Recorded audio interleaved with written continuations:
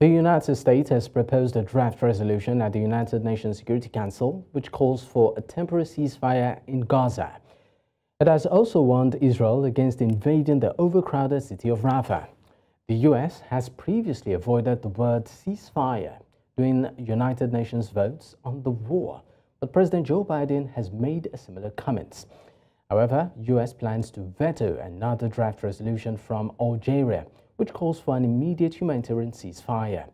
More than 1 million displaced Palestinians, which represent about half of Gaza's population, are crammed into Rafah after being forced to seek shelter there. Now, the southern city, which borders Egypt, was home to only 250,000 persons before the war.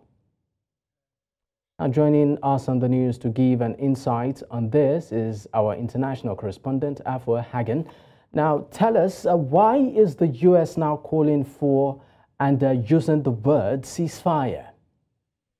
Well, there is real and legitimate concerns about what could happen in the city of Rafah if this assault, which is proposed to go ahead around the beginning of Ramadan, which is around March the 10th, if that happens, the humanitarian cost in the city of Rafah could be too great to bear. Now, we know that already only over 12,000 children have been killed in the region.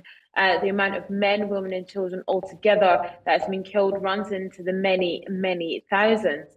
And so there are real concerns that the 2.3 million people who are now crammed into this city of Rafah that's on the Gaza-Egypt border, that they are basically in the firing line. So now you have a situation where you have the United States using the word ceasefire. Now, to Israel, the word ceasefire means giving up. It means losing the war, and it means potentially leaving behind hostages.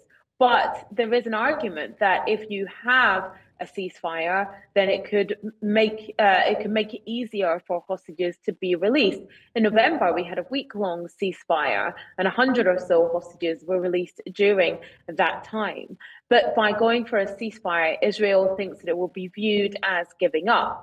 And so that's why, a ceasefire hasn't really been talked about in these strong terms until the US has started calling for a ceasefire. Now, it has said a temporary ceasefire, not a total one, but it is a change of tactic and a change of rhetoric from the United States.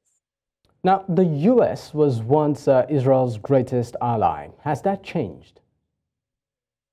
The US still purports to be a great ally of Israel, but they are now more able and feel freer to be able to say where they think that Israel perhaps is doing things that are against international law. They have always been very stringent in saying that Israel should be able to defend its rights, that it has a right to defend itself against attacks from its neighbors. And when it comes to the October 7th attack that the terrorist attack Hamas leveled against Israel, Israel is saying that the war that they are waging now in Gaza is in self-defense over that attack. And the US has always stood by it. But it seems that the tide is changing, and they are now saying, look, you have to do things that are within international law. We should have a ceasefire, that perhaps the cost is too great, and that there's just too many civilians that perhaps have been caught up in this and have become collateral damage.